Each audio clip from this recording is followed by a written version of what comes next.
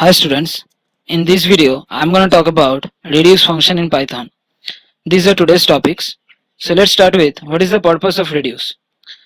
So reduce is a higher order function. What does it mean by higher order function? Higher order function means any function that takes another function as its argument or returns a new function as a result from that function. So these types of functions are called higher order functions. We know map, filter, reduce all are higher order functions because it takes a function as its argument and performs that function on elements of an iterable. So what is it? What is its purpose? It takes a function, an iterable, and an initializer value. So an initializer value is default value. There is no restriction that you have to give that value. And what it does is it applies that function on each element of that iterable cumulatively, and it returns a cumulative result. So first talk about the syntax of this function. So in Python 2 it was still in underscore built-in module, but in Python 3, if you are using Python 3, you have to import it from func tools. So let's import that. Next, this is the syntax as I was talking about. First is the function that we want to apply on each element cumulatively. Second is the iterable that contains all the elements, and this is the initializer value. I'll talk about this, how this works. This is the syntax. Now let's talk about an example. So let's say I have an iterable that contains 10 elements or 5 elements, and I want to perform sum operation. I want to get sum of all the elements. So in that case, this is the function that I was talking about. So this is the operation I want to perform on each elements, and this is the example. So this is my result that will contain the result sum of 5 elements. So this is the function. First parameter. Second parameter is the iterable. I have taken a range. We know range is an iterable. We know that 5 is not inclusive in this case. 0 to 4, that considers only 0 to 4, and I have passed initializer value, in this case 5. So what I want to get is I want to get sum of 0 to 5. Okay, so this is how it internally works. In this case, as I have provided initializer value, so this is how it internally works. It first takes the initializer value and the first element from the iterable, in this case 0, and it performs this function, in this case sum. So it passes these two values to this function, okay, this function, and it gets a result, in this case 5. Next time when it is called, it takes the next element from the sequence, in this case 1, and this previous result, in this case 5, and it does the same, passes these two results, these two values to this function, and it gets a result, in this case 5 plus 1, 6, and it goes on until all elements are exhausted. Okay, and if we don't provide any initializer value, if we don't provide here 5, then how it works is it takes first two elements 0 and 1, generates a result. Next time when it is called, takes the previous result and the next element from the sequence, and this is how it goes on. Okay, so as I said, I want to get sum of 0 to 5. So let's see. So let's print my result. So let's see, print result. So I should get 0 plus 1 plus 2 plus 3 plus 4 plus 5 means 15. I think, oh sorry, there should be a comma. Okay, so see, 15 is the result. So this is how it works. Next thing is, as I was talking about, so this is how it internally works. So now if I want to generate my own reduce function, this is how we can do this.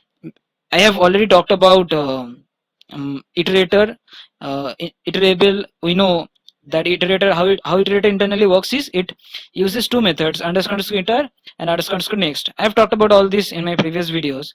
So if you are following this playlist, you are well aware of this. If you are not, please watch that video first and then come here. So this is how we can implement our own reduce function. This is the function name. What it takes, first the function, in this case a sum, or let me give here the function name. This is my iterable and this is the initializer, and default value is none. So if initializer is not provided, default value will be none. So first I'm getting an iterator from this iterable. We know that iter returns an iterator from this iterable. Then I'm checking if we have provided any initializer or not. We know that none is considered as false. So if initializer is provided, result will be that initializer. So this is the starting value.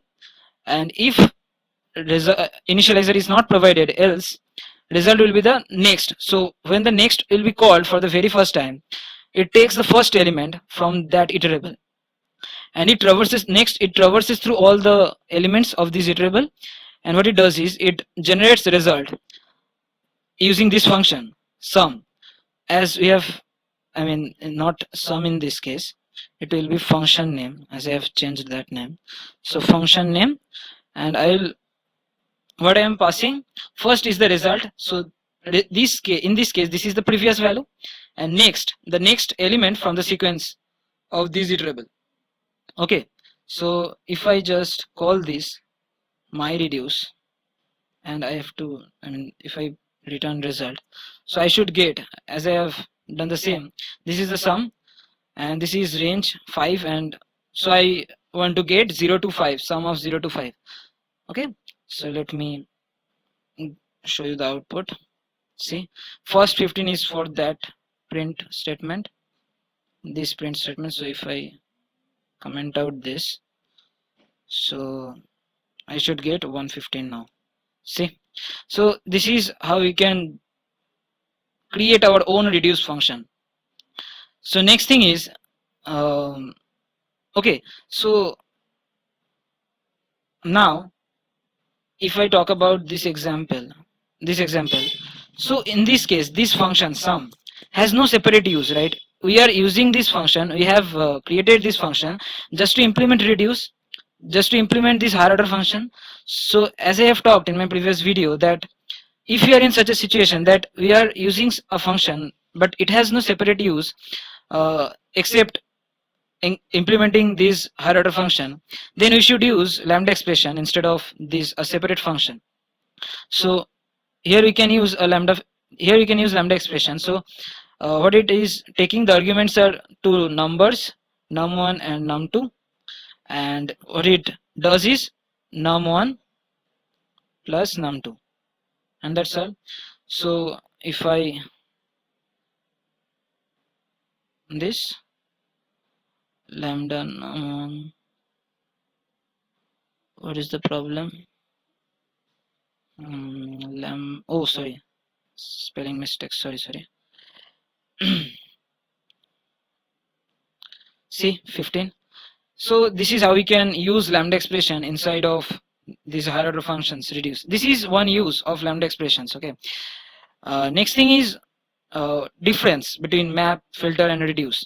So as we know, we have used map, we have used filter, we just saw the working of reduce.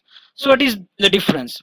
So the difference is, what map does is, map takes an iterable as its argument and it performs a function on each element of the iterable and it generates a new iterable.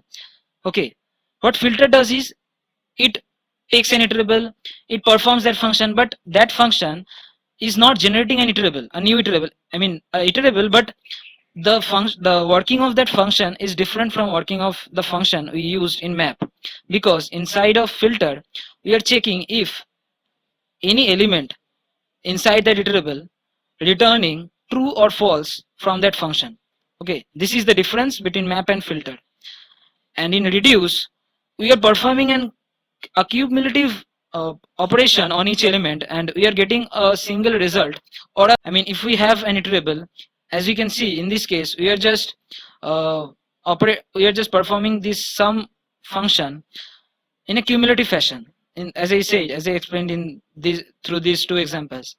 So this is the difference between map, filter and reduce. Now this is the, this is the meme. You can, this is the well explanation of the difference between map, filter, and reduce. I have got this image from a Stack Overflow answer. So this is a, this explains the difference in a very well manner. So if you, if you have not got the idea, how this, what this meme talks about, leave a comment. I will explain in comment. Okay. So all the topics are covered: purpose, syntax, example, using lambda expression inside reduce, difference, and yeah, that's all about today. Stay tuned. Bye bye. And for this code, I will upload this code on GitHub, and I will provide you the links in description. You can access it. Okay. Bye bye.